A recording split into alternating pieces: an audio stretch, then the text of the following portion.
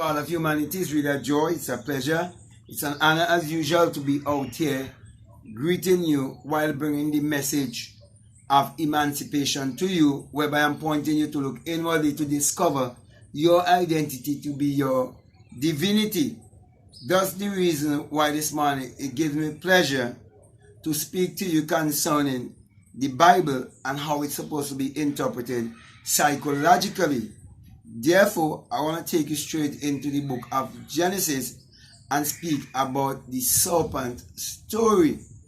Now, a story was told to you by the clergy concerning Eve and the serpent and how the serpent was caused and placed on its belly.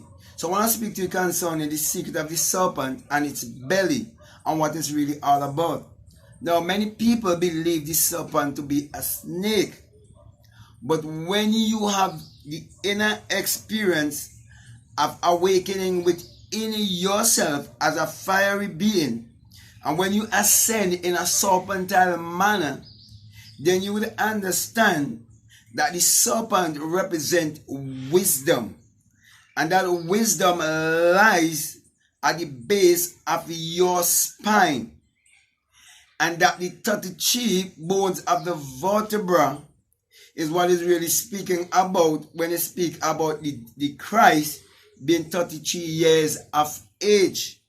Now, when you understand all of these things and understand that the Bible deals with the anatomy of the body, you'll also realize that the Garden of Eden is the mind. That is where you sow your thoughts. That's where you sow your seed, and that's where you bring forth your fruits or your personality. Whatever life you would bring forth would mean or would base on your perception. So as a man thinketh in his heart, so is he. Now, you're told that the serpent could have speak. Now, if you can speak, it means that you can reason. It means that you can learn. It means that you can have an idea. So when you understand that the Bible addresses the human mind and must be interpreted psychologically, that is not literal, neither is it secular history, then you realize that the Bible is written symbolically and that it have no reference to anyone that existed thousands of years ago or to any actual event that took place upon earth thousands of years ago. You will come to realize that the entire Bible from Genesis 1 to Revelation 22, it's all a great psychological drama. It all have to do with the human psyche. So let me get to the meat of what I really want to bring across to you. So when I speak about the serpent, it is speaking about that wisdom that lies within you. And that wisdom that lies within you, you are told that you must be as wise as a serpent and be harmless as a dove, because the serpent represents wisdom, and that wisdom that is in you can either take you into a place whereby you're eating from the tree of knowledge of good and evil, or you're eating from the tree of life. Now, to eat from the tree of knowledge of good and evil is to believe that there is good and there is evil, to believe that some people are good and that some people are bad. When you eat from such a tree or having such a mentality, you will be judgmental and you will have a condemnatory mentality also. That's the reason why when you look at people who have or listen to people who have a religious mentality, they always condemn. They always judge others. And they always want to bring you into a place of shame and guilt. But when you understand what it really means to eat from the tree of life, you'll understand that there's only one life. And there's only one consciousness or one universal consciousness. You also realize that there's only one power and that there's only one creator and there's only one creative power, which is the power of imagining. Then you will also realize that everyone, their action stems from a thought, and that we all create our reality based on our thinking. So you come to realize that your thought is what is creating your reality, and that you can create your reality consciously. And if you change your thoughts, you change your life. Therefore, my brother and my sisters, now when you understand what I've just said here to you, you will realize that when it says that the serpent was caught on its belly, it is teaching you of your descension. So from a high place to a lower place. So it is teaching you that God, which is the higher self, descended into generation, which is to teach you that God became a man. And when God became a man, he's trapped in time, space, and matter. That's the reason why you're told in Psalms 82 that you are God. Nevertheless, you shall die like a man. That's the limitation. That is serpent and its belly. So the energy that is in you, that creative energy, when you born and express into this world through the act of sex, that energy is turned downward. So when I say the serpent is on its belly, it's turned downward. Okay? Because you now are thinking from the sex realm, which is the realm of the physical, which is the realm of the body, which is the outer man, which is the shell, the house in which God lives. So you're dwelling in that realm, the realm of the five senses. That's the reason why you have to put things like meditation into your everyday life to contact the inner man. According to Matthew 6:6, where you're told that you must go into your closet, which is the secret place, and speak to your Father, which is in secret, which is your innermost being, your essence. And in Psalm 4:4, you're told that you must commune with your own heart upon your bed and be still. Go into the stillness, go into meditation. And teaching you that when you have a desire, that desire is a prayer. So true prayer is desire, meditation. Meditation is inner communication. So what you're doing when you go into the inner meditation, you're reversing that energy of wisdom that has been pointed downwardly, which is speaking about the serpent and its belly. And you're doing that when you get into the sixth sense, and you're reversing it upwardly.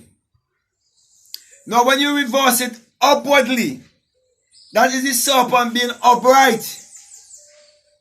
So it's showing you that first of all, you are upright. And then you went on the belly. But it's teaching you, as I said before, the descension. You descended, and now you must ascend. You must ascend into regeneration. That's why you're told not to be conformed to this world.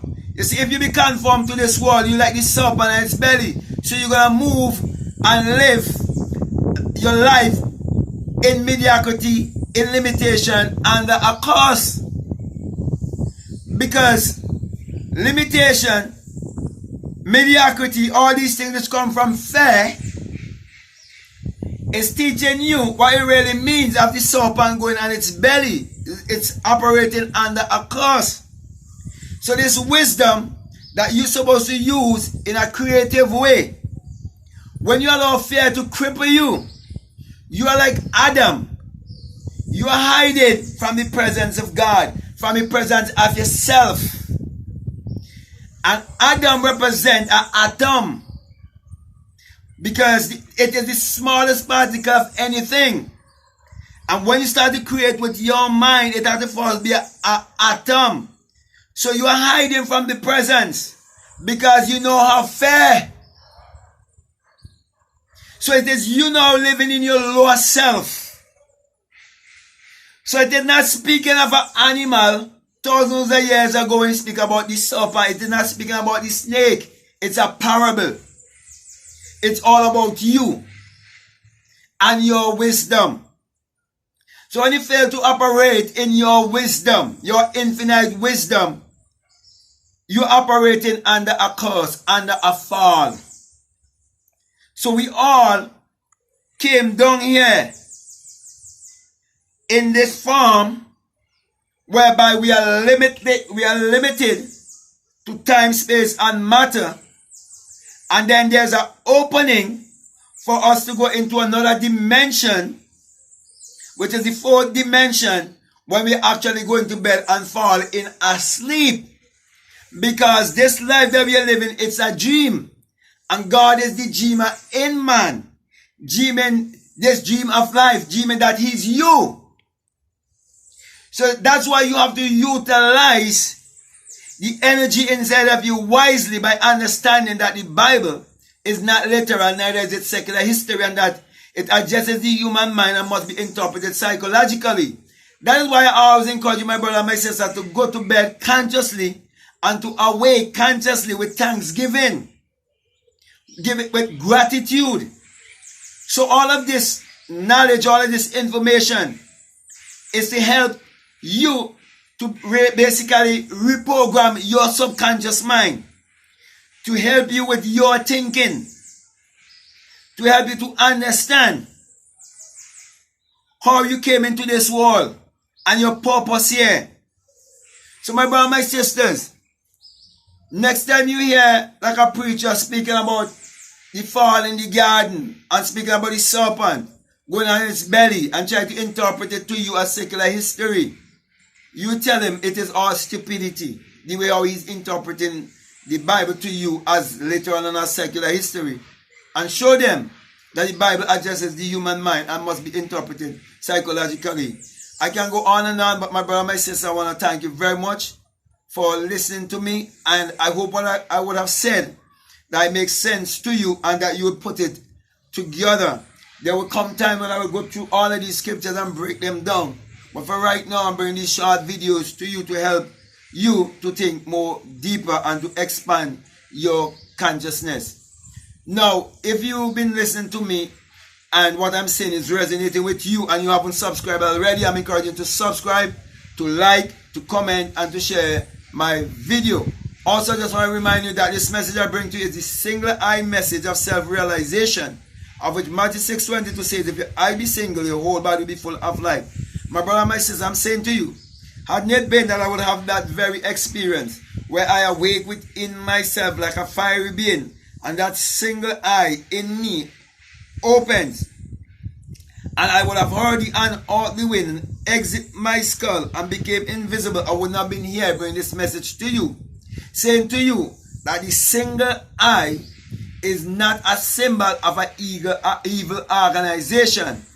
Is the symbol, and let me give you the symbol even now as I speak to you, is the symbol of the all-seeing eye of God within you, which will bring you to your self-realization. And you will come to realize that it is the rising of the S-U-N in a S-O-N. And that is the dawning of a new day in your life. This is the place whereby you come to understand Psalms 84:11, where it says, the Lord thy God is a sun, S-U-N, and a shield, and no good thing will he withhold from you. No good thing as the sun has ever withhold from you. For the sun is the giver of all life. And no S-O-N could exist without there first be the S-U-N. Therefore, there is no man 2,000 years ago who can be known as the light of the world. Therefore, my brother and my sisters, when you understand that energy cannot be created or be destroyed, you will come to realize your eternal self. And you will come to realize also why it is said in Malachi 4:2 that the sun, as in the S-U-N, of righteousness shall arise in you with healing in his wings. And you look around and you see that the sun is always bringing healing to all of humanity and to all of nature. That's the reason why, my brothers and my sisters, you have to align yourself with nature. And my last encouragement to you is to always use your mind power, which is your solar power, your sun power, your God power, your creative power, to achieve your every desire and live the highest version of yourself. With that being said, I want to say peace, love you all, I'm out.